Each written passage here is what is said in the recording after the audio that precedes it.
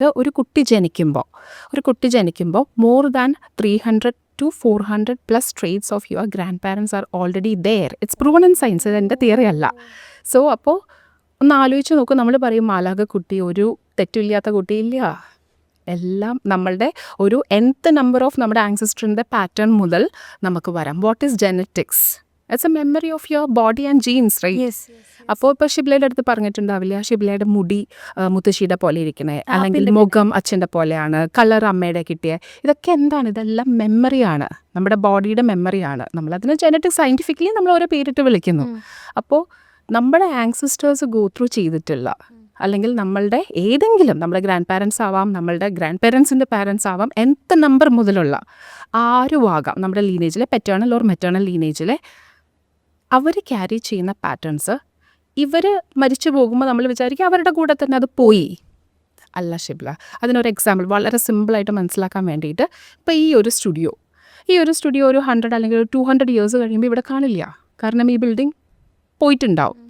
അപ്പോൾ ഈ ബിൽഡിംഗ് പോകുമ്പോൾ ഇതിൻ്റെ സ്ട്രക്ചർ മാത്രമേ പോകുന്നുള്ളൂ, ഇതിൻ്റെ എനർജി പോകുന്നുണ്ടോ? ഇത് പണിതിട്ടുള്ള കല്ല്, കട്ട, മണ്ണ് ഇതെല്ലാം ഇവിടെ തന്നെ കിടക്കും.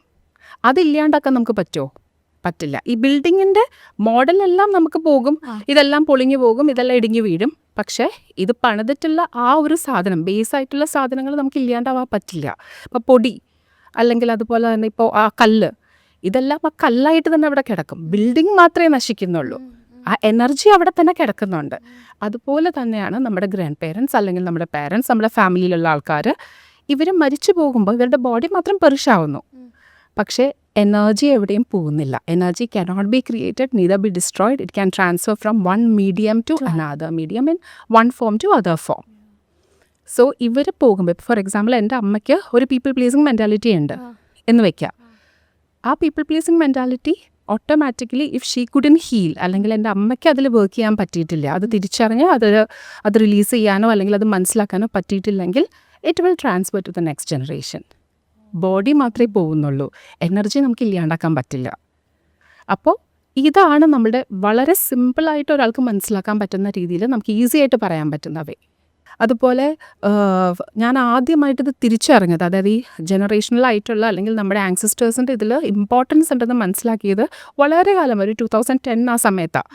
അപ്പോൾ ആ സമയത്ത് 2008-2007 കാലഘട്ടങ്ങളിൽ നമ്മൾ കോളേജിൽ പഠിക്കുവാണ്. അപ്പോൾ നമ്മൾ ഹോസ്റ്റലിലാണ്. അപ്പോൾ നമ്മളവിടെ ഒരു പ്രാവശ്യം നമ്മൾ എന്തോ ഉണ്ടാക്കാം എന്ന് പറഞ്ഞിട്ട് ചപ്പാത്തി എന്തോ ഉണ്ടാക്കുന്ന ഇതാണ്. അപ്പോൾ ഈ റൊട്ടി ഉണ്ടാക്കുമ്പോൾ എൻ്റെ ഫ്രണ്ടാണ് എപ്പോഴും ഉണ്ടാക്കാറ്. അപ്പോൾ അവൾ അന്ന് എന്നോട് ഉണ്ടാക്കാൻ പറഞ്ഞു. അപ്പോൾ ഞാൻ ഉണ്ടാക്കിയപ്പോൾ അവിടുത്തെ കോമഡി എന്ന് വെച്ച് കഴിഞ്ഞാൽ, ഞാനിങ്ങനെ നിന്ന് സൈഡിൽ, അതായത് ഈ സൈഡിലേക്ക് പോകും, അതായത് ഞാൻ അവിടെ നിന്ന് ഡാൻസ് കളിയാണ്. റൊട്ടി ഉണ്ടാവുന്നുണ്ട്, പക്ഷേ ഞാൻ ഇങ്ങോട്ടേക്ക് ചെരിയുന്നു. അപ്പം ഞാൻ പെട്ടെന്ന് ഓർത്തു, എൻ്റെ അമ്മ അങ്ങനെയാണ് ചെയ്യുന്നത്. എൻ്റെ അമ്മ എപ്പോഴും ഈ സൈഡിലേക്ക് തിരിയും. അതായത് സാധാരണ ആൾക്കാർ റൊട്ടി ഉണ്ടാക്കുമ്പോൾ അവരവിടെ നിൽക്കും, റൊട്ടി മാത്രമേ കറക്കുള്ളൂ. ഇത് അമ്മ സൈഡിലേക്ക് ചരിഞ്ഞിട്ടാണ്. അതുപോലെ തന്നെ അപ്പോൾ ഞാൻ എന്നാൽ ചെറുപ്പത്തിൽ ഇത് കോൺഷ്യസ്ലി പഠിച്ചിട്ടില്ല, ഞാൻ കോൺഷ്യസ്ലി ശ്രദ്ധിച്ചിട്ടേ ഇല്ല. പക്ഷേ എനിക്ക് ചപ്പാത്തി ഉണ്ടാക്കാൻ കുറേ വർഷങ്ങൾ കഴിഞ്ഞിട്ട് എനിക്കൊരു അവസരം കിട്ടിയപ്പോഴും ആ സെയിം രീതിയിലാണ് ഞാൻ ഉണ്ടാക്കിയത്. അപ്പോൾ ഞാൻ തന്നെ വിചാരിച്ചു, ഇത് അമ്മ ഉണ്ടാക്കുന്ന പോലെയാണല്ലോ. എന്നാൽ ഞാനത് കോൺഷ്യസ്ലി പഠിക്കാൻ ശ്രമിക്കുകയോ അല്ലെങ്കിൽ അത് നോക്കി നിൽക്കുകയോ ഒന്നും ചെയ്തിട്ടില്ല. അപ്പം നമ്മൾ പോലും അറിയാതെ മിറർ ന്യൂറോൺസ്, അങ്ങനെ കുറേ കാര്യങ്ങൾ നമ്മുടെ ബോഡിയിലുണ്ട്. അപ്പം നമ്മൾ പോലും അറിയാതെ നമ്മൾ കുറേ കാര്യങ്ങൾ നമ്മുടെ പാരൻസിൽ നിന്ന് പിക്ക് ചെയ്യും.